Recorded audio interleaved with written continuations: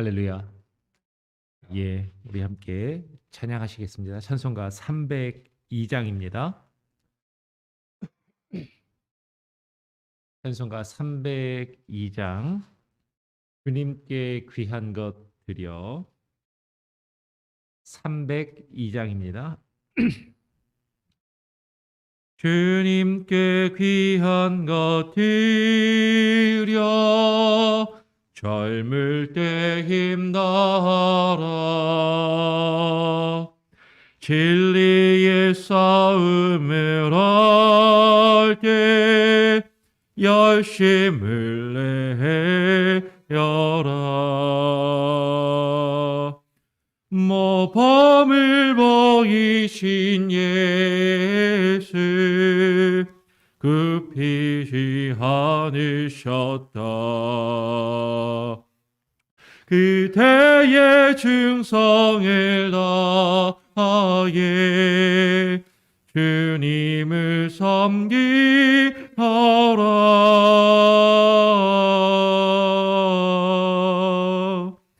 주님께 귀한 것 드려 젊을 때 힘다하라. 구원의 값주를 이고 끝까지 싸워라.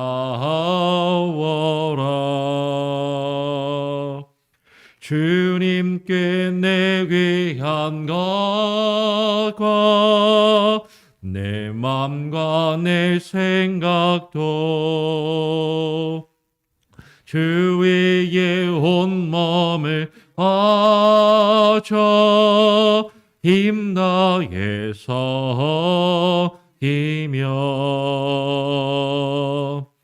독생자 보내신 성부 은혜로 갚아주리. 그대의 정성을 다하여 주님을 섬기하라.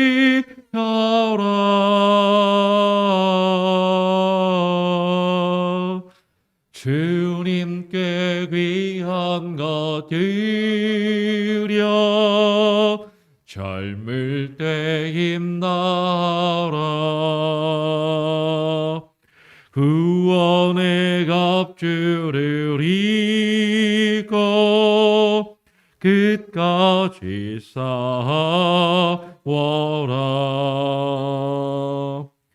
우리의 귀한 것 모두 주님께 바치어도 단번에 생명을 주시 그 사랑 못 갚네. 하늘의 영광을 버려 우리를 구했으니 그대의 마음을 다하여 주님을 섬기하라.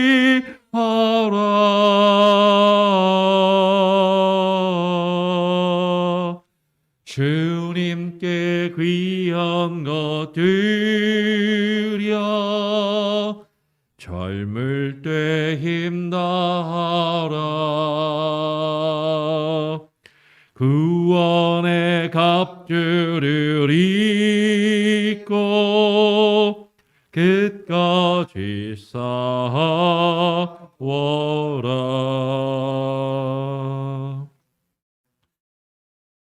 오늘 함께 나눌 하나님의 말씀은 민수기 25장의 말씀입니다. 민수기 25장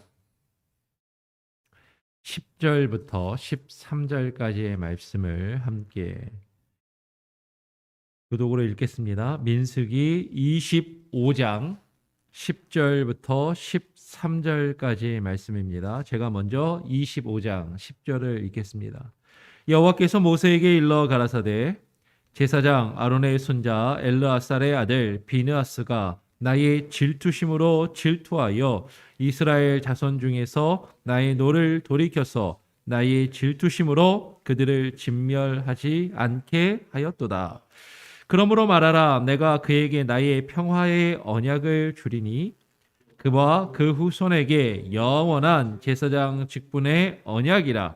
그가 그 하나님을 위하여 질투하여 이스라엘 자손을 속죄하였음이니라. 아멘. 오늘 말씀을 가지고 비느하스의 질투심이라는 제목으로 함께 말씀을 나누겠습니다. 계속해서 우리가 민수기의 말씀을 보고 있습니다. 처음에 설명을 드렸던 것처럼 민수기는 광야에서 이스라엘 백성들이 하나님께 거역하여서 그 거역한 백성들을 하나님께서 연단하시고 훈련해 가시는 과정을 우리에게 보여주고 있는 것이죠. 그래서 그런지 계속해서 거역하는 그 백성들, 하나님 앞에 불순종하는 그 백성들에 대한 그런 내용들이 반복적으로 기록되고 우리에게 읽혀지고 있습니다. 우리가 계속 몇 가지 사건들을 굵직굵직한 사건들을 살펴보았는데 오늘 민수기 25장에도 상당히 유명한 사건, 비느하스의 사건이 기록되어 있어요. 오늘도 한번 그 말씀을 함께 살펴보면서 또 우리가 함께 생각해 볼 것들, 고민할 것들을 짧게 새벽 시간이기 때문에 깊이 자세하게 못 나누지만 그래도 개괄적으로 한번 다루어 보기를 원합니다. 오늘 10절부터 읽었지만 다시 1절로 돌아가서 처음부터 돌아보면 1절에 이렇게 기록을 합니다. 이스라엘이 시딤에 머물러 있더니 그 백성이 모압 여자들과 음행하기를 시작하니라 라고 이야기해요. 이스라엘 백성들이 아직 가나안 땅에 들어가지는 않았습니다. 광야에 머물고 있었지만 그럼에도 불구하고 그들은 가나안의 그 족속 중에 모압 족속과 그 모압의 여인들과 관계를 갖기를 시작하는 것이죠. 뭐 여러 가지 이유가 있었겠죠. 광야에서 살면서 필요한 물건들을 구하기 위한 것이었을 수도 있을 것이고 여러 가지 자신들의 필요한 여러 가지 이유가 있어서 그들과 좋게 말하면 교제, 왕래 어떤 교류가 있었던 것 같습니다. 근데 그것이 단순히 필요한 물건을 주고 받고 사고 파는 것을 넘어서 그 모압의 여자들과 음행을 하기를 시작했다라고 그렇게 이야기를 하는 것이에요. 그리고 2절에 이어서 그 여자들이 이스라엘 백성들과 음행한 그 여자들이 그 신들에게 제사할 때에 백성을 청함에 백성이 먹고 그들의 신들에게 절을 하였다라고 기록을 합니다. 사실 그렇잖아요. 우리가 세상을 살아가다 보면 이웃이 우리를 초대하면, 이웃이 식사에 초대하면 그 사람이 기독교인이건 아니건 믿는 사람이건 아니건 그 사람과 함께 만나서 식사하고 교제하고 대화하는 것 자체가 무슨 큰 문제일 수 있으랴라고 생각할 수도 있습니다. 그런데 지금 오늘 우리가 읽은 내용을 보면 이것은 단순히 식사를 하는 차원의 문제가 아니었다라는 것이죠. 단순히 우리가 이 세상을 살아가면서 안 믿는 사람들과 사업상, 비즈니스상 만나는 그것을 넘어서서 그들과의 관계 속에서 내가 어떻게 하면 더 많은 것을 누릴 수 있을까, 더 많은 것을 얻을 수 있을까 하면서 그들의 비율을, 그들이 좋아하는 것을, 그들이 원하는 것을 맞춰주기 시작하는 거예요. 그리고 그 가운데서 그 사람들이 가지고 있는 것들, 나는 가지고 있지 못하지만 그들이 갖고 있는 것들이 더 좋아 보이고 그것이 부럽고 그것을 갖길 원하는 마음에서 그들을 따라하는, 그들이 행하고 있는 악한 모습들, 옳지 않은 모습들, 죄악된 모습들을 따라하는 그런 모습들이 지금 이스라엘 백성들 가운데 나타났다라는 것이죠. 그래서 그들은 그 여인들이 섬기는 신을 같이 섬기게 됩니다. 와, 우리는 광야에서 이렇게 고생하는데 지금 거할 집도 제대로 없어가지고 이렇게 힘들게 지내는데 저 사람들은 어떻게 저렇게 잘 살까? 어떻게 저렇게 많은 것을 누리고 있을까? 우리가 믿는 여호와 하나님, 우리가 믿는 신보다 저들이 믿는 신이 더 힘있고 능력 있는 것은 아닐까? 어쩌면 그런 생각을 했는지도 모르겠습니다. 그래서 그들은 그 신들에게 절을 하였던 것이죠. 민수기 25장의 말씀입니다. 민수기 25장 3절에 보니까 이스라엘이 이제 바알부올에게 그래서 부속된지라라고 표현을 합니다. 부속되었다. 부속하면은 한국에서 뭐 부속 고등학교, 부속 중학교, 어디 대학교에 있는 딸려 있다라는 거죠. 속해 있다. 지금 개역 성경은 바알볼에게 가담한지라라고 그렇게 표현을 해요. 쉽게 이야기하면 그 모압의 여인들이 모압 사람들이 그들의 신들에게 제사를 할 때 그 우상 숭배에 함께 가담하였다라고 성경은 분명하게 기록하고 있는 것이죠. 그들이 하나님을 버리고 음행하기 시작한 것입니다. 이것은 단순히 이방의 여인을 만나서 육체적으로 음행하는 것을 넘어서 영적으로 지금 하나님을 버리고 다른 신을 섬기는 영적인 음행을 하기를 시작하였다라는 것이죠. 그러니까 하나님을 버리고 하나님이 아닌 다른 신을 섬기니까 여호와 하나님께서 진노를 하십니다. 오늘 3절에 여호와께서 이스라엘에게 진노하시니라라고 말씀하세요. 하나님께서 어떻게 진노를 하셨을까요? 앞에 부분에서는 구체적으로 다루고 있지 않지만 뒤쪽을 보니까 하나님의 진노는 연병으로 나타났던 것 같아요. 전염병으로 나타났던 것 같습니다. 지금 전 세계가 전염병으로 사실 이렇게 고생을 하고 있기 때문에 이게 사실 또 이렇게 쉬운 얘기는 아니에요. 코로나가 처음 창궐했을 때도 어떤 분들이 이제 이건 하나님의 벌이다 이렇게 얘기를 해가지고 또 많은 이슈를 일으키기도 했습니다.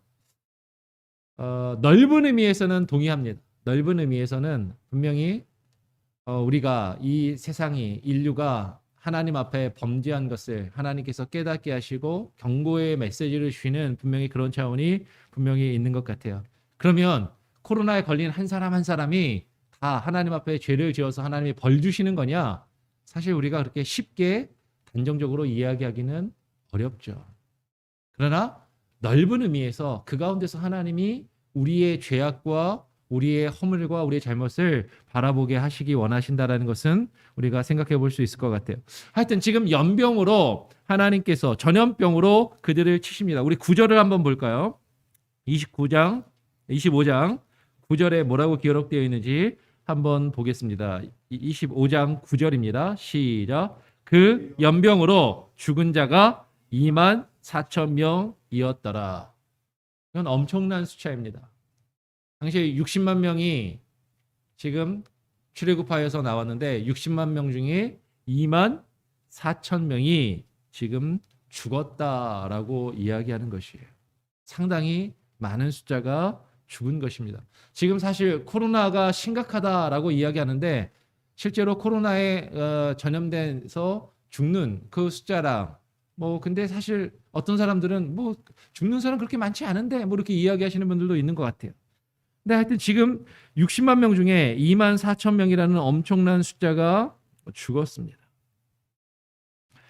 이런 큰 연병이 도니까 하나님께서 진노하셔서 하나님께서 또 모세에게 말씀하시는 것이죠. 오늘 4절에 여호와께서 모세에게 백성의 두령들을 잡아 태양을 향하여 여호와 앞에 목매어 달라라고 이야기를 하세요. 지금 백성의 두령들을 잡아서 목매달아 죽이라라는 것이죠. 이 내용을 보면 어떻게 보면 이걸 어떻게 이해할 것인가? 단순히 지금 이스라엘 백성들이 모압의 여인들과 음행을 하고 그들과 교류하며 그 모압의 사람들이 섬기던 그 신들에게 절하였던 것이 단순히 몇몇 한 개인의 일탈이 아니었다라는 것이죠. 지금 그 백성의 두령들이 앞장섰고 그것을 방조했고 지금 그런 일들이 상당히 만연하게 이스라엘 백성들 가운데 이루어졌음을 우리는 발견할 수 있는 것이에요. 그래서 하나님께서 우상 숭배에 앞장섰던 그 두령들, 그 민족의 지도자들을 지금 벌하라라고 하시는 것이죠. 여기서 우리는 몇 가지를 생각하게 됩니다. 공동체가 잘못된 방향으로 나아갈 때, 우리 공동체가 잘못된 어떤 모습으로 나아갈 때 그 책임은 그 공동체를 이끌어가는 지도자들에게 분명히 있다라는 것이에요. 그 잘못을 앞장서서 행할 수도 있을 것이고, 혹은 그 잘못을 앞장서지는 않았다 할지라도 그것을 방조하거나 백성들이 잘못된 길로 나아가는 것을 그냥 내버려둔 그 지도자들에게 책임이 없지 않고 하나님께서는 그 책임을 묻고 계신다라는 것이죠. 하나님께서는 우상 숭배에 앞장섰던 그 두령들을 목매달아 죽이라라고 말씀하시면서 그리하면 여호와의 진노가 이스라엘에게서 떠나리라라고 말씀하시는 거예요. 왜요? 공동체에 대한 그 공동체가 범한 범죄에 대한 그 책임이 지도자들에게 있기 때문입니다. 교회도 마찬가지죠. 교회가 잘못된 길로 나아가고 잘못된 모습을 가질 때 가장 큰 책임은 목회자에게 있습니다.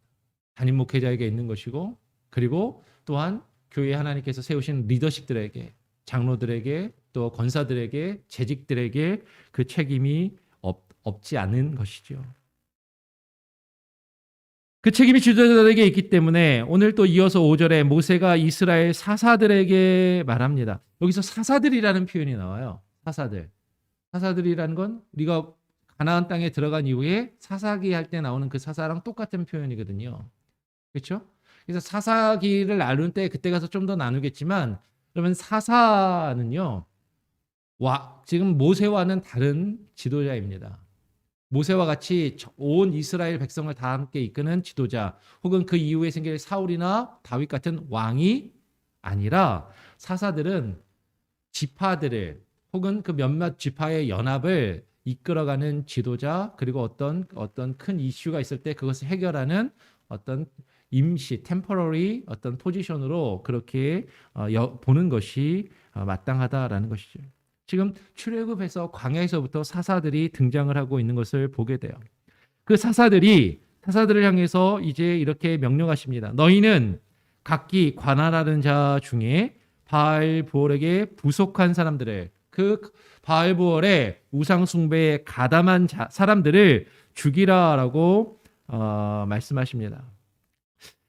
이 내용을 보면 우리가 어제도 나누었지만 하나님께서는 이스라엘 백성들의 죄를 용서하시지 않고 무자비하게 심판하시는 것처럼 보일 수도 있어요. 하나님 어떻게 저러실까? 그런데요, 우리는 어쩌면 여기서부터 우리는 내가 원하는 하나님의 모습을 만들어가고 있는지 모른다라는 것이죠. 우리는 내가 믿는 하나님이 단지 사랑이 많으시고 은혜가 풍성하신 하나님이시길만을 바라는 것 같아요. 내가 어떠한 죄를 지어도 어떤 잘못을 해도 다 용서해 주시고 따뜻하게 품어주시는 하나님을 우리는 바라고 그런 하나님을 믿기를 원하는지 모릅니다. 그러나 성경이 우리에게 증거하는 하나님은 구약의 하나님과 신약의 하나님이 동일하신 하나님이시고, 그 구약과 신약의 하나님은 사랑의 하나님이시기도 하시지만 공의와 심판의 하나님이십니다. 하나님은 죄를 반드시 심판하시고 죄의 값을 치르게 하시는 공의의 하나님이시라는 거죠.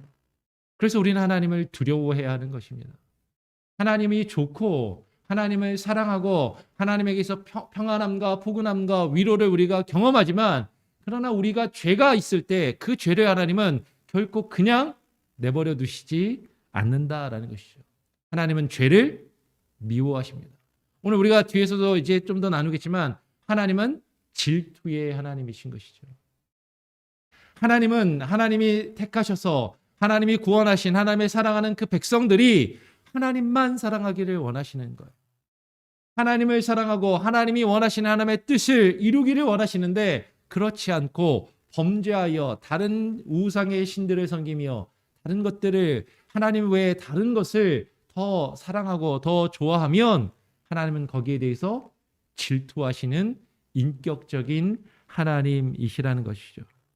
그럼 여기에는 하나님께서 우리를 향한 사랑이 전제되어 있는 것이에요. 하나님께서 우리를 사랑하시기 때문에 우리가 하나님보다 다른 것을 더 사랑하면 하나님은 질투하시는 것이죠. 인격적으로 우리를 대하시고 인격적으로 그 깊은 신뢰와 그 관계를 우리에게 원하시고 요구하시기 때문에 하나님은 이와 같은 모습을 가지신다라는 것입니다. 하나님께서는 모세를 향해서 그리고 사사들에게 명하여서 그 범죄한 자들을 이제 쳐서 죽이는 일들이 이루어지게 하십니다. 6절에 보면 이스라엘 자손의 온 회중이 그래서 많은 사람들이 전염병으로 죽고 그리고 모세를 통해서 그리고 사사들이 그 범죄한 사람들을 또 목매달아 죽이는 그 사건들이 벌어지니까 이스라엘 자손의 온 회중이 회막문에서 울었다라고 이야기해요. 근데 오늘 6절에 이스라엘 자손의 온 회중이 회막문에서 울 때 정말 심각한 상황 아닙니까? 수많은 사람들이 죽고 수많은 사람들이 처형당하고 지금 많은 사람들이 슬픔과 비탄에 빠져 있는 그런 심각한 상황에서 오늘 6절 이하에 보니까 이스라엘 자손 한 사람이 모세와 온 회중의 목전에 모세와 이스라엘 백성들이 다 보는 앞에서 미디안 여인 하나를 데려다가 자기의 장막에 텐트에 들어가서 음행을 저지르는 사건이 벌어지게 됩니다. 왜 이런 일이 벌어졌을까? 지금 아주 심각한 상황이잖아요. 사람들이 막 전염병으로 죽고 처형당해서 죽고 이런 심각한 상황에서 이 사람은 왜 무슨 생각으로 이런 일을 했을까? 참 어떻게 보면 이해가 되지 않지 않습니까? 그런데 이 죽은 사람을 어떤 사람인가 보니까 14절에 이렇게 기록을 합니다. 죽임을 당한 이스라엘 남자 곧 미디안 여인과 함께 죽임을 당한 자의 이름은 시므리니 실루의 아들이요 시므온인의 족장 중에 한 족장이며 히므인의 종족 중에 한 족장이며라고 이야기를 해요. 한 족장입니다. 한 지파의 한 종족의 족장이었어요. 지금 이 사람의 행동은 무엇입니까? 아까 하나님께서 진노하셔서 뭐라고 명령하세요? 백성의 두령들을 잡아서 목매달아 죽이라고 얘기하는 거죠. 그 책임을 백성의 지도자들에게 묻고 있는 것입니다. 족장들에게 묻고 있는 것입니다. 지금 이 사람의 행동은 하나님의 명령과 그 하나님의 명령을 받아서 그것을 준행하고 있는 모세를 향한 반항을 하고 있는 거죠. 지금 우리가 잘못했다고 우리를 잡아서 죽이는 거냐? 거기에 대한 반항을 보란 듯이 모세가 보는 앞에서 백성들이 보는 앞에서 일부러 이렇게 하고 있는 거예요. 지금 어떻게 보면 시위를 하고 있는 겁니다. 퍼포먼스를 하고 있는 거예요.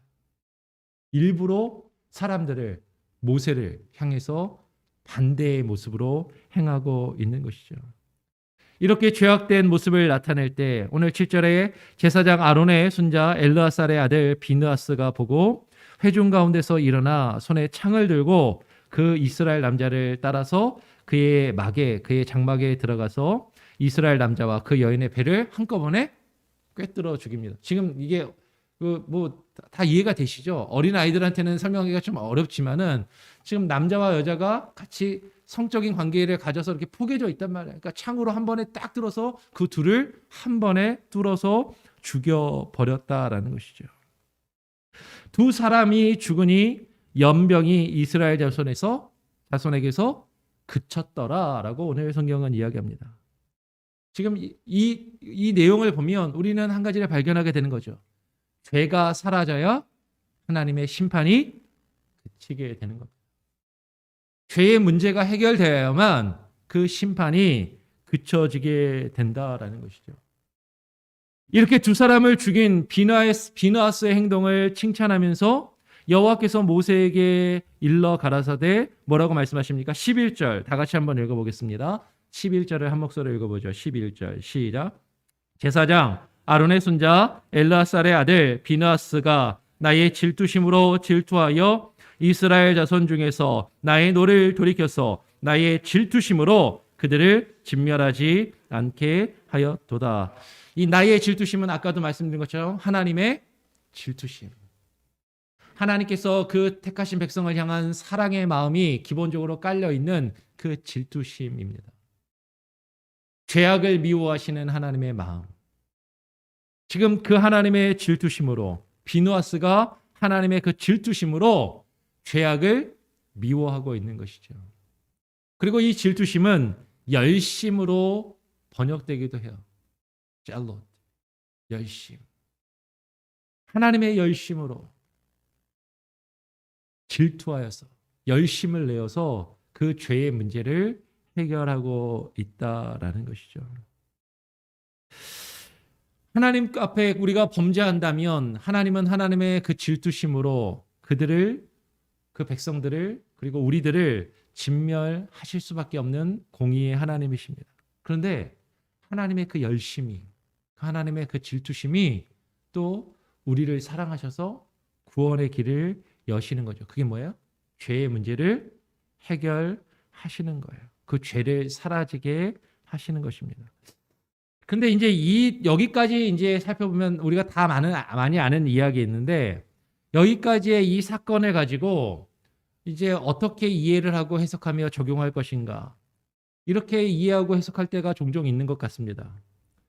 이 교회에서 죄와 잘못을 내버려 두면 안 되잖아요. 이 죄의 문제를 우리가 철저하게 싸우고 죄를 걷어내고 죄를 없애는 그 비나스의 열심, 그 열심으로 우리가 일을 해야 된다. 맞는 말이에요. 우리가 그렇게 해야 됩니다. 우리 가운데 있는 죄의 문제를 그냥 내버려 두어서는 안 되고 하나님의 그 마음으로, 죄를 미워하는 하나님의 그 질투심으로 우리가 열심을 내어서 우리 안에 있는 죄의 문제들을, 죄를 제거하는 일들을 해 나가야 하는 것이죠. 그런데 지금 비느하스가 이 두 사람을 죽이잖아요. 창으로 뚫어서 죽이고 그들을 없애잖아요. 그러니까 여기서 이것을 가지고 이렇게 이해하는 경우들이 종종 있는 것 같아요. 교회에서 잘못하는 사람들, 교회에서 실수하고 범죄하는 사람들, 그 사람들을 창으로 찔러 죽이듯이 그들을 교회 가운데서 제거하는 것이 하나님이 원하시는 것이고 하나님의 뜻이라고 생각하면서 교회에서 실수하고 잘못하고 범죄하는 사람들을 정죄하고 비판하고 판단하고 그들을 교회 밖으로 몰아내는 것을 정당화하는데 이 내용을 사용할 때가 종종 있는 것 같아요. 왜? 비느하스의 열심으로 저 잘못된 것을 그냥 내버려 두면 안 되니까. 하나님이 그것을 원하시고 좋아하시니까라고 생각하는 것 같더라라는 것이죠.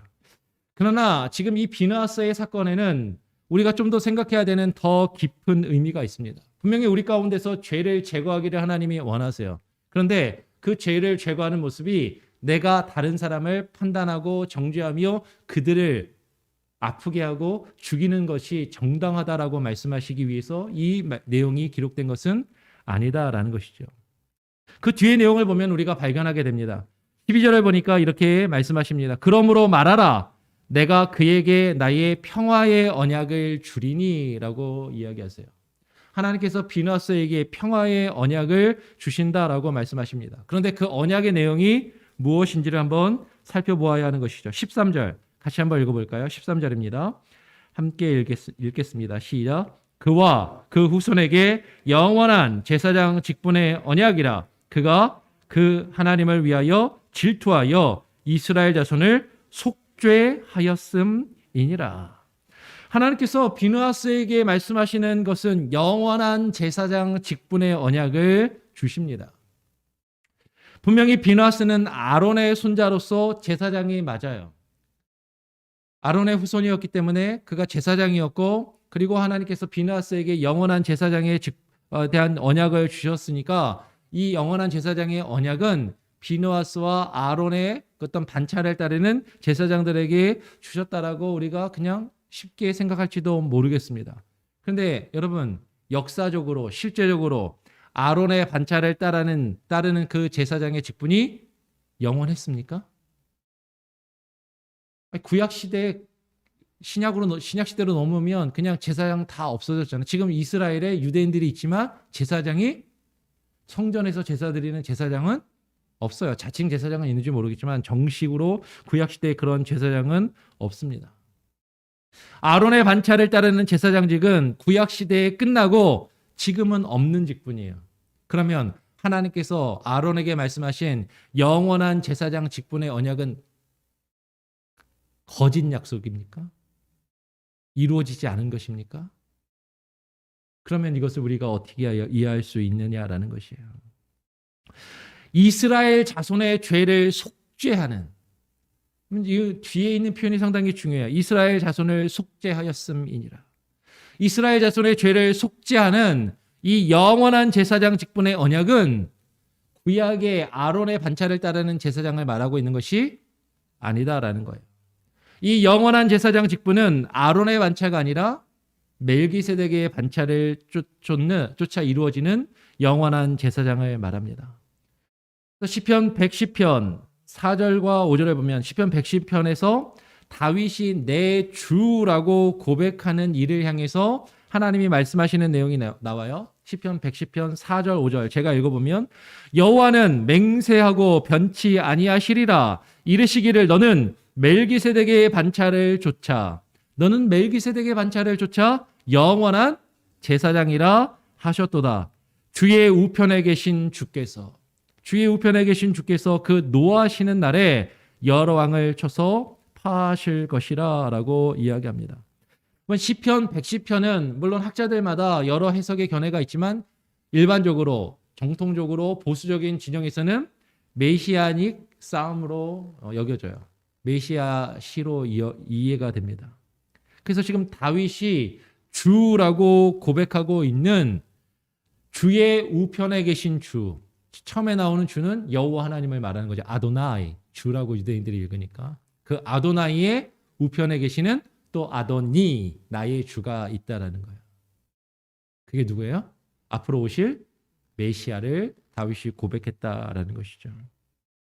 근데 그 메시아가 그 노하시는 날에 열왕을 쳐서 파하실 것이라 심판의 주로 오신다라는 것입니다. 죄악을 멸하시며 그 죄악을 심판하시는 심판의 주로 오신다라는 것이죠. 그 심판의 주가 영원한 제사장이시라는 거예요. 지금 아론을 향해서 말씀하셨지만 그 약속은, 그 영원한 제사장에 대한 그 약속은 단순히 아론 지파의 구약의 제사장들에게 한정되어서 주신 것이 아니라 그 아론의 행위를 통해서 구약의 제사장들이 예표했던 영원한 제사장 되시는 예수 그리스도가 이루실 그 영원한 속죄, 그 영원한 제사장에 대한 하나님의 변함없는, 변치 않는, 지금 이야기하시잖아요. 여호와는 맹세하고 변치 아니하시리라. 하나님의 그 변치 않는 반드시 이루시는 그 약속의 언약을 하나님께서 주셨다라는 것이죠.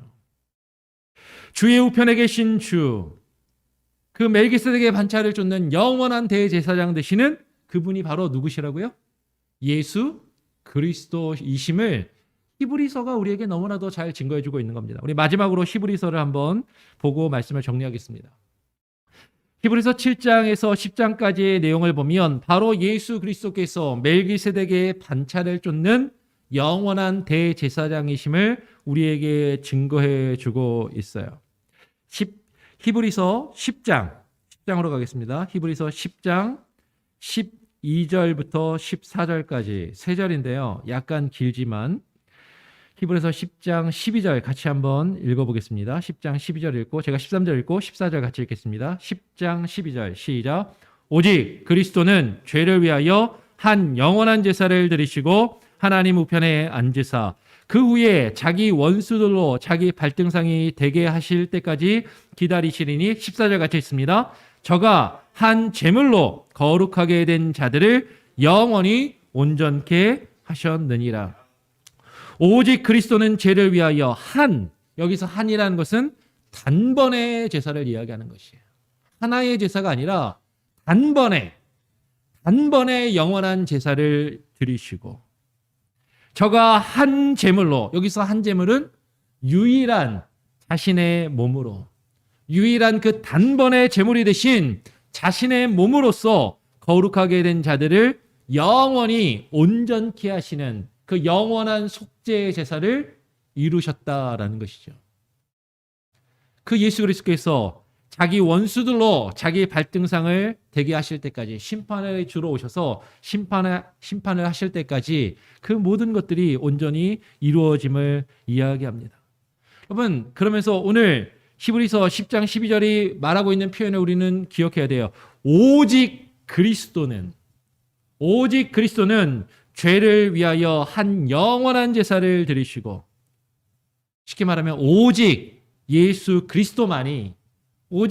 그리스도만이 택하신 이스라엘 백성의 죄를 위하여 자신의 몸으로 영원한 제사를 드리신 영원한 대제사장이 되신다라는 것이에요. 즉 오직 예수 그리스도만이 영원한 제사장의 직분을, 그 하나님께서 약속하신 그 영원한 제사장의 언약을 온전히 이루시고 성취하신 분이시다라는 것이죠. 그 하나님의 영원한 대제사장의 직을 온전히 성취하신 유일한 대제사장 되시는 분이 바로 예수 그리스도이시라는 거예요. 그렇게 우리가 이해를 하면 비느하스의 이 질투와 열심은 그 백성의 죄를 속하시는 예수 그리스도의 열심을 우리에게 예표하는 것입니다. 그러면 무슨 말인지 이해가 되세요? 지금 교회 가운데서 누가 실수하는 사람이 있어요. 잘못하는 사람이 있어요. 분명히 잘못된 거예요. 죄예요. 그러니까 내가 비느하스의 열심으로 그 사람을 창으로 찔러도 된다라고 하나님이 말씀하시는 게 아니라는 거예요. 오히려 지금 이 말씀은요, 교회 가운데 범죄함과 죄악이 있을 때 우리의 죄악을 누가 담당하시게 해야 돼요? 예수 그리스도께서 우리를 찌르셔야 됩니다. 주의 말씀이 우리의 심장과 우리의 폐부를 찌르시고 우리의 죄악과 허물을 찔러 십자가에 못 박으시도록 우리의 죄악과 허물을 주님께 내어 드려야 하는 것이죠. 근데 주님께서 하실 일을 때로는 우리가 하려고 할 때가 있더라라는 것이에요. 이것은 예수 그리스도의 열심입니다. 우리를 향한 하나님의 질투하심이에요. 우리가 잘못할 때, 우리가 범죄할 때 하나님은 우리의 죄악을 그냥 내버려 두시지 않는다고요. 하나님의 질투심과 하나님의 열심으로 우리의 죄악을 치십니다. 우리의 죄악을 찌르십니다. 우리의 죄악을 십자가에 못 박아 죽이기를 원하십니다. 그래서 우리를 죽여야 되는데, 우리가 죽어야 되는데 하나님이 우리를 너무 사랑하시니까 그 사랑의 마음으로 대신 누구를 죽이시는 거예요? 예수 그리스도를 십자가에 못 박아 죽이신 거예요. 근데 우리가 어제도 살펴보았지만 예수 그리스도께서 우리를 위하여 십자가에 못 박히실 때 그냥 예수님만 못 박히시는 게 아니라 우리의 죄와 허물이 함께 십자가에 못 박혀야 하는 것이죠. 하나님의 열심이 그 일을 이루신단 말입니다. 예수 그리스도께서 우리에게 그 일을 행하실 수 있도록 우리는 그분에게 우리의 자리를 내어 드려야 하는 것이죠.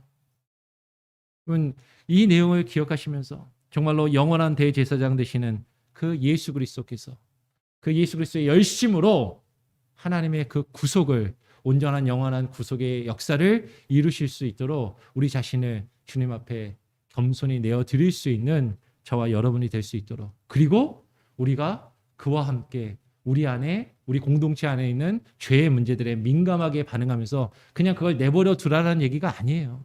우리가 그것들을 우리 가운데서 없애고 죄가 사라질 수 있도록 우리의 죄와 허물의 문제를 놓고 깊이 고민하고 기도하며 서로를 권면하고 때로는 이해하고 때로는 따끔하게 훈계도 하고, 그러면서 우리가 하나님의 뜻을 이루어갈 수 있는 그런 교회 공동체가 될 수 있기를 애쓰고 소원하고 기도할 수 있는 저와 여러분이 되기를 간절히 소원하고 축원합니다.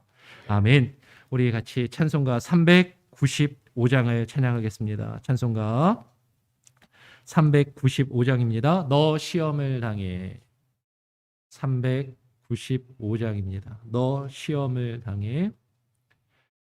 너 시험을 당해 범죄치 말고 너 용기를 다해 곤물리쳐라.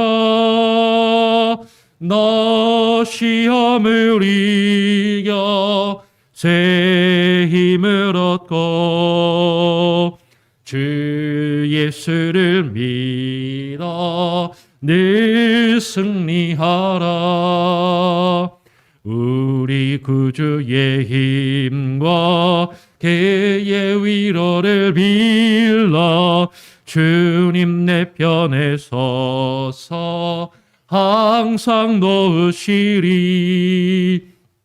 내 친구를 삼가 잘 선택하고 너행을 삼가 늘 조심하라.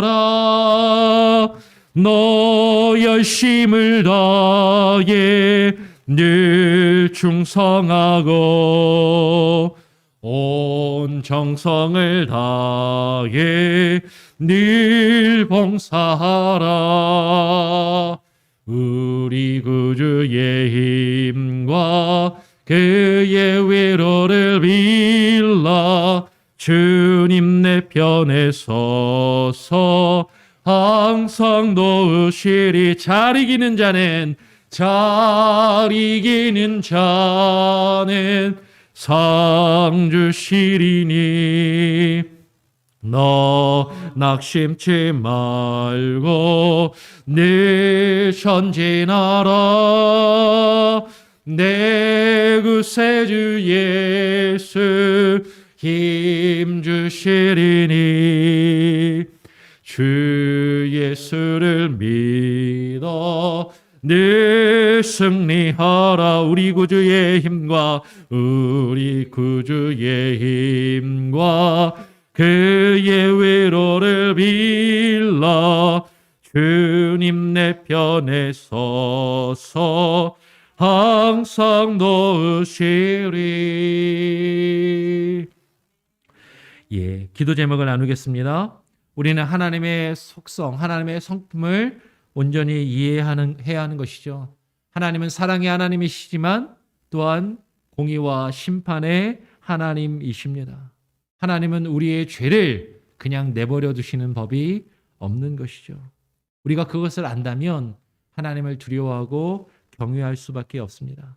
하나님을 우리가 바로 알고 날마다 깊이 알아가며 그 하나님을 경외할 수 있게 해달라고 기도하시고요. 하나님의 마음으로 죄의 문제를 우리가 민감하게 바라보며 우리 안에 있는 죄를 제거할 수 있는 열심을 주시옵소서. 하나님의 마음으로 우리 가운데 있는 죄를 미워하게 하여 주시옵소서. 그러나 우리가 그 마음으로 다른 사람을 상처 주고 다른 사람을 공격하는 것이 아니라 영원한 대제사장 되시는 예수 그리스도께서 그 죄를 지고 그 죄의 문제를 해결하실 수 있도록 주님께 모든 것을 맡기며 내어드리는 겸손함과 온유한 마음을 또한 우리에게 허락하여 주시옵소서. 그렇게 기도하시기를 바랍니다. 그리고 더불어서 여러분 미얀마 사건의 사태에 대해서 뉴스로 좀 들으시는 것 같아요. 그곳에서 또 이루어지고 있는 여러 가지 사건들을 보며 안타까움이 있습니다. 여러분 그 땅에 있는 사람들을 위해서 기도해 주시고 하나님 정말로 평화와 안녕이 그 땅 가운데 임할 수 있게 해달라고 기도하시면 좋을 것 같습니다. 같이 한번 짧게 기도하고요. 제가 마무리 기도하고 주님 가르쳐 주신 기도로 마치도록 하겠습니다. 합심해서 함께 기도하겠습니다. 하나님 아버지 감사합니다. 오늘 시간 이 아침 또 토요일 새벽 시간에 주의 말씀을 읽고 묵상하며 또 하루를 시작하고 주말을 맞이하며 하나님 주일을 또 준비합니다. 하나님 우리에게 하나님 주의 말씀을 읽고 묵상하며 그 말씀을 깨닫게 하시고 그 말씀을 통하여 하나님을 더욱더 깊이 알아가게 하시고 하나님의 성품을 알게 하여 주시고 하나님의 공의로우심과 하나님의 사랑 하나님의 정의가 무엇인지를 온전히 깨달아 알며 하나님 우리가 죄의 문제에 민감하게 반응하게 하시고 우리 안에 있는 죄를 제거할 수 있는 열심을 주시고 하나님의 마음을 품고 죄를 미워하게 하여 주시며 아버지 하나님의 뜻 가운데 거할 수 있게 하여 주시옵소서. 아버지 하나님 아버지 영원한 대제사장 되신 예수 그리스도께 우리의 죄의 문제를 온전히 내어 맡기며 드릴 수 있게 하여 주시고 우리가 하나님이여 하나 되어 하나님의 서로를 상처주며 서로를 공격하며 나아가는 것이 아니라 주님께 모든 것을 맡기며 주님께서 이루실 그 일들을 바라보며 하나님 겸손히 우리가 나아갈 수 있게 하여 주시고 하나님의 미얀마 땅에서 벌어지고 있는 하나님이여 그 참혹한 일들 가운데도 함께 하시며 하나님 그 땅을 기억하시고 치유하시고 아버지 하나님 그 땅의 평화와 안녕을 허락하여 주시옵소서. 하나님 아버지 감사합니다. 오늘 이 시간 우리를 불러주시고 하나님 주의 말씀을 읽고 묵상하며 하루를 시작할 수 있게 하심에 감사합니다. 날마다 하나님을 깊이 알아가게 하시고 주의 성품을 참여하게 하시며 주의 뜻을 깨달아 알며 하나님을 경외하게 하여 주시옵소서. 하나님의 마음을 품게 하시고 죄를 미워하게 하시며 그 죄의 문제를 우리 안에서, 우리 삶 가운데서, 우리 공동체 가운데서 제거할 수 있는 열심을 주시옵소서. 하나님, 우리가 그러한 마음으로 하나님의 교회를, 우리의 삶을 하나님께 드리며 나아갈 수 있게 하여 주시옵소서. 그러나 그것으로 인하여 내가 다른 사람을 공격하며 다른 사람을 상처 주며 다른 사람을 비난하는 것을 정당화하지 아니하게 하시고, 아버지 예수 그리스도께서 우리의 죄의 문제를 지고 우리의 죄를 지고 십자가를 온전히 지심으로 영원히 그 속죄 제사를 이루신 것처럼 우리의 죄와 허물의 문제를 온전히 주님께 맡기며 주께서 그 일을 이루실 수 있도록 우리가 겸손히 낮아지며 주님 앞에 드릴 수 있는 귀한 모습도 우리에게 허락하여 주시옵소서. 미얀마 땅을 위해서 기도합니다. 쿠데타로 신음하며 아파하고 있는 그 군부 정권 아래 또 신음하고 있는 사람들을 하나님 기억하여 주시고 위로하여 주시고 그 땅의 평화와 안전이 하나님 이루어지게 하여 주시옵소서. 오늘 우리의 삶 가운데도 함께하여 주시고 하나님 우리가 살고 있는 이 미국 땅에도 하나님의 정치적인 평화와 안전이 속히 자리를 잡게 하여 주시고, 아버지 하나님 우리가 코로나 이 상황 가운데서 속히 일상으로 돌아와 하나님 전심으로 예배하며 찬양할 수 있는 그날을 속히 우리에게 허락하여 주시옵소서. 오늘 또 주말을 맞이합니다. 내일 주일을 준비합니다. 하나님 우리에게 쉼을 주시고 주일을 준비할 수 있는 귀한 시간들이 되게 하여 주시옵소서. 감사하며 예수 그리스도의 이름으로 기도합니다. 아멘. 하늘에 계신 우리 아버지여, 이름이 거룩히 여김을 받으시오며 나라가 임하시오며 뜻이 하늘에서 이루어진 것 같이 땅에서도 이루어지이다. 오늘날 우리에게 일용할 양식을 주옵시고 우리가 우리에게 죄 지은 자를 사하여 준 것 같이 우리 죄를 사하여 주옵시고 우리를 시험에 들게 하지 마옵시고 다만 악에서 구하옵소서. 대개 나라와 권세와 영광이 아버지께 영원히 있사옵나이다. 아멘. 자유롭게 기도하시기 바랍니다.